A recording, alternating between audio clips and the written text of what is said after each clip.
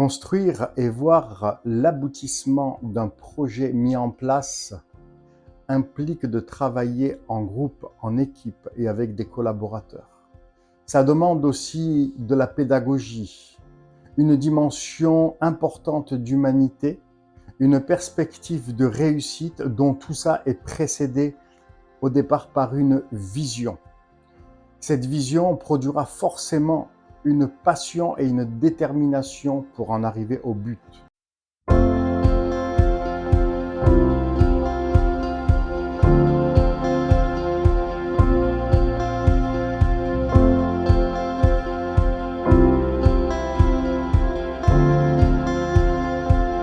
Bonjour et bienvenue sur Bâtir avec Claude, foi et business. Aujourd'hui, nous allons voir ensemble pendant un moment l'importance de semer aujourd'hui pour récolter demain.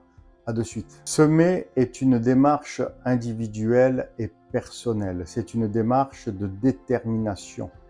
Quand quelqu'un sème, c'est dans la perspective de récolter ce qu'il a semé. Prenons l'exemple d'un agriculteur qui va planter des semences de maïs. Il ne va pas les semer parce qu'il a envie de les semer, mais son projet est de semer des semences de maïs afin qu'au temps convenable, qu'il puisse récolter l'épi de maïs venu à maturité. Prenons encore cet exemple tout à fait simple et normal d'une personne en recherche d'emploi qui va semer des CV, des lettres de motivation dans toutes sortes d'entreprises qui correspondent à son domaine professionnel. Son but, c'est au bout d'un moment de décrocher un emploi qui correspond à ses attentes. Nous avons aussi la personne qui s'engage dans la vie professionnelle, dans un métier qu'il a appris et dont il va s'investir et qu'il va semer pour se performer, pour se perfectionner, pour travailler de mieux en mieux, afin que l'entreprise puisse à son tour jouir de cet investissement-là. Bien entendu, cette personne en retour va attendre une promotion, une croissance dans sa vie, un plan de carrière professionnelle.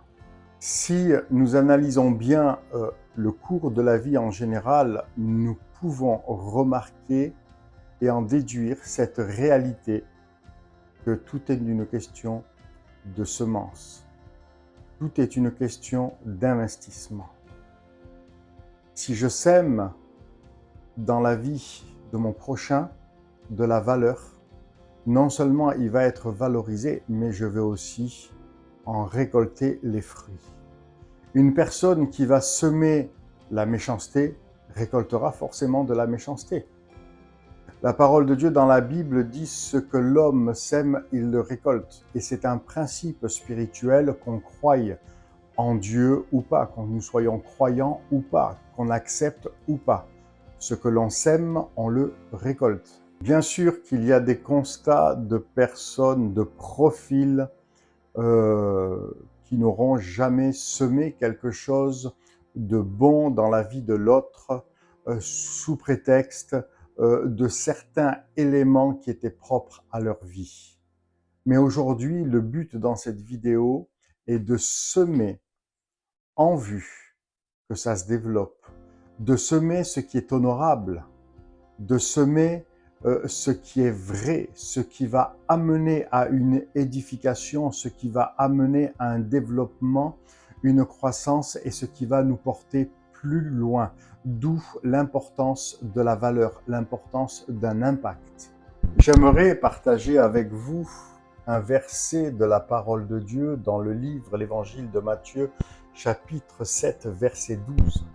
Jésus dira une parole qui est très simple, mais qui a un impact puissant si jamais nous le mettons en pratique. Tout ce que vous voulez que les hommes fassent pour vous, faites-le de même pour eux. C'est là la loi et les prophètes. Quand nous prenons ce verset, nous nous apercevons de l'impact, de la puissance du fait de semer. Semer est associé aussi à bâtir. De la même manière qu'on sème et qu'on récolte en vue de quelque chose, on construit, on bâtit en vue de quelque chose pour un but très très précis. Et cela fait toute la différence et nous voyons combien de semer est très très très important. Si tu es un chef d'entreprise et que tu t'aperçois que tes salariés, tes cadres, tes collaborateurs s'aiment dans ton entreprise, s'investissent et que leur travail est excellent, alors n'hésite pas à semer dans leur vie des opportunités. N'hésite pas à les élever dans leur vie professionnelle et à leur proposer de la promotion, un plan de carrière qui va les valoriser, qui va encore plus les motiver.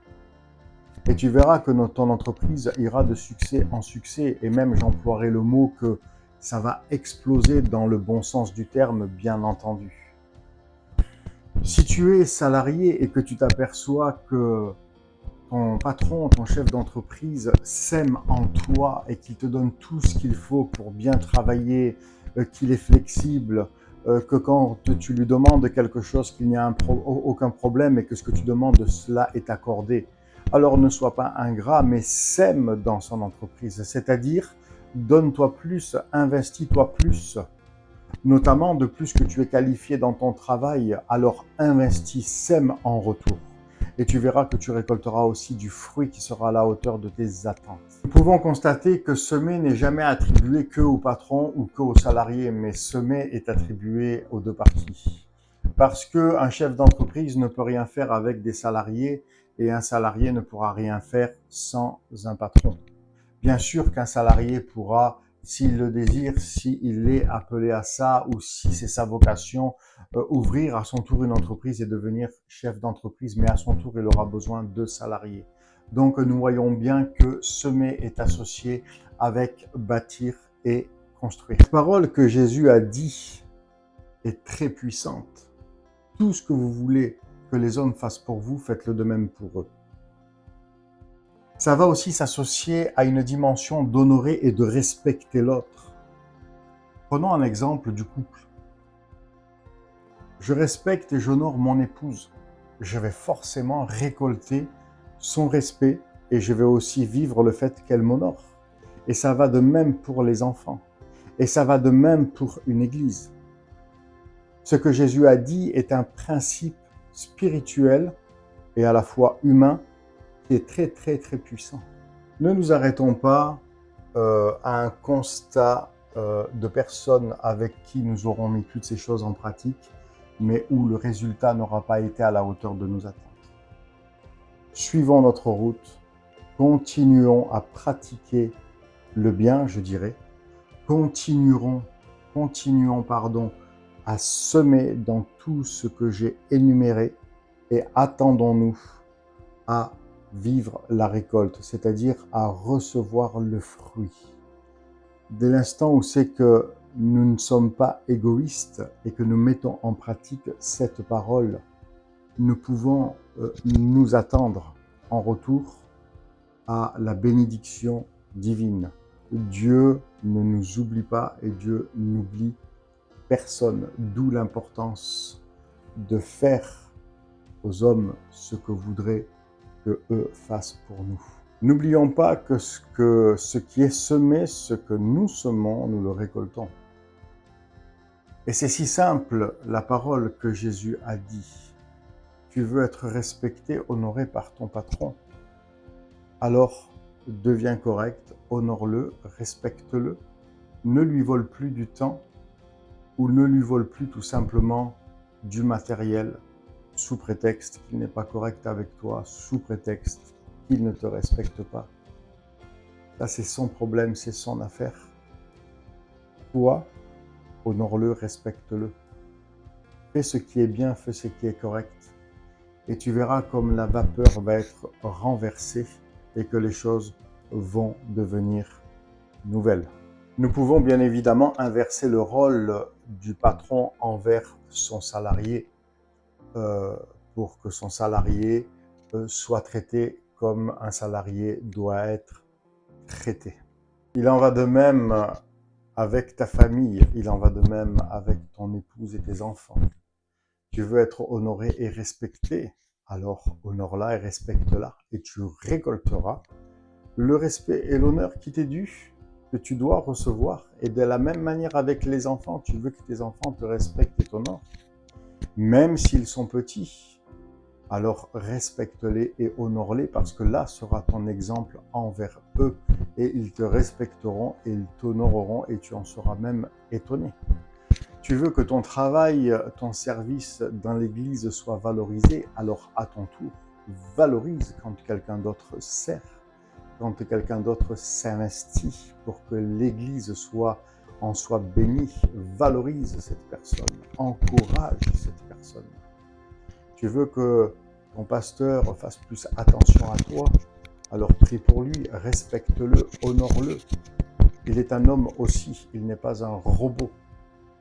Donc, nous voyons bien qu'on pourrait prolonger la liste sur beaucoup de domaines de la vie, comme nous l'avons déjà vu, que ce soit la vie normale, naturelle, ou que ce soit dans la vie spirituelle, que ce soit dans la vie professionnelle, que ce soit dans la vie familiale, à tout niveau, Mais nous apercevons que semer est très important, parce que quand nous semons, nous bâtissons, nous récoltons, et nous voyons ce que nous avons construit en finalité. Nous arrivons à la fin de notre vidéo. Je te remercie pour ton attention. N'hésite surtout pas à commenter cette vidéo dans les commentaires. N'hésite surtout pas aussi à m'écrire à contact@claudepetix.com. Je répondrai à tes questions. Je te souhaite bonne route. Je te dis à très vite. N'oublie pas aussi de consulter mon site internet claudepetix.com et je te le redis, à très vite.